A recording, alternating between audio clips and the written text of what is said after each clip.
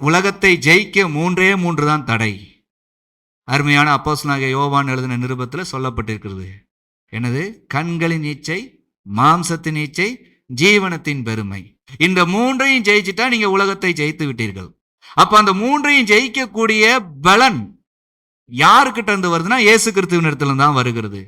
அது என்ன பலன்? கண்களின் இச்சைங்கும் போது நம்ம கண் கண்டது பூராமே நமக்கு எதெல்லாம் நல்லா இருக்கோ அதெல்லாம் வேணும்னு நினைக்கும். அதை அடைவதற்கு தான் இந்த உலகத்துல சம்பாதிக்காங்க, போராடுறாங்க, எல்லாமே அதுக்கு தான். ஆனா எது வந்தாலும் நிறைவே தராது. ஆனா இந்த மாம்ச கண்களால பார்க்க முடியாத பரலோகம் எழுதப்பட்டபடி பார்த்தால் அது நமக்கு வாசிக்கும் போதே நிம்மதியை தருது, சந்தோஷம் தருது. அப்போ அந்த கண்களின் இச்சையை அதை எடுத்து விட்டு சரியான ஒரு நோக்கத்துல வாழ வைக்க யாரு வந்ததுனால நடந்தது? இயேசு கிறிஸ்து வந்ததுனால நடந்தது. அப்ப கண்களின் இச்சையை ஜெயிக்கிறோம். அடுத்து மாம்சத்தின் இச்சை. யாரு என்னனாலும் யாரை வேணாலும் காட்டி கொடுப்பாங்க, என்னெல்லாம் பண்ணுவாங்க. ஆனா தன்னையே யாரும் காட்டி கொடுக்க மாட்டாங்க. யாருக்கு என்ன உபத்திரம் வந்தாலும் அவங்களுக்கு உபத்திரம் வந்துச்சு, ஐயோ அவங்களுக்கு உதவி செய்யணும்னு வச்சிருப்பாங்க. ஆனா தனக்கு ஒரு உபத்திரம் வர நினைக்கவே மாட்டாங்க. தான் சரீரத்துல தனக்கு எதுவுமே ஏற்பட்டக்கூடாதுன்னு தான் நினைப்பாங்க. மாம்சத்தின் இச்சை. உங்களுக்குள்ள 1000 தவறு இருந்தாலும் உங்களை நல்லவங்க தான் சொல்லணுங்கிற எண்ணம் நீங்க வச்சிருப்பீங்க. ஆனா உங்களுக்குள்ள இருக்கிற தவறை இயேசு கிறிஸ்துவின் வழியாய் சுட்டி காட்டுகிறார் பரிசுத்த வேதாகமத்தில். அப்போ அந்த மாம்சத்தை வெறுக்கிறோம். என்னது?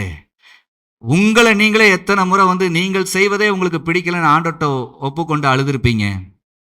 அருமையான ஒரு பாடல் இருக்கும், உம்மை போல மாறணுமே ஏசையா, நான் உம்மை போல மாறணுமே, அன்புள்ள மனதுருக்கம் தாருமே, உம்மை போல வாழ எனக்கு அந்த பலம் தாருமே. அந்த பாடல் இருக்கும். அந்த பாடல் எப்படி வந்துச்சு? தன் மாம்சத்துல அவங்க நடக்க அதுல எதுலையுமே நிம்மதி இல்லை, சந்தோஷம் இல்லை. தான் செஞ்ச கிரியை நினைச்சா தூக்கமும் வரல, தொந்தரவா இருக்கு. ஆனா இயேசுவுக்கு தன் வாழ்க்கையை அர்ப்பணிக்கும் போது, அதாவது எப்படி வாழலாம், ஒரு மனுஷன் எப்படி வாழலாம், நமக்கு வாழ தெரியலையேன்னு இருக்கிறவங்களுக்கு இயேசு மாம்சத்திலே வாழ்ந்து காட்டினார். அதான் வழி. அவரை இந்த உலகம் ஆக்கினைக்குள்ள கொண்டு போய் தீர்த்தாலும், அதான் உலகத்தின் முடிவு என்னது? ஒருவனை மரணத்துக்குள்ள கொண்டு போகத்தான் முடியும். ஆனா மரணத்துக்கு அடுத்து ஒரு வாழ்க்கை இருக்கு.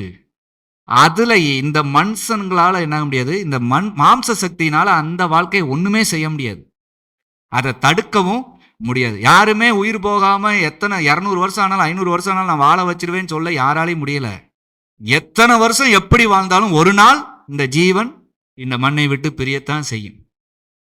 அப்போ இது எப்படி பிரிந்தாலும் உலகத்தை ஜெயிக்கிறவர் இருந்தார். அதான் மரணம் வரைக்கும் இந்த உலகம் அவரை ஆக்கினைக்குள்ளாக தீர்த்து பார்த்தது.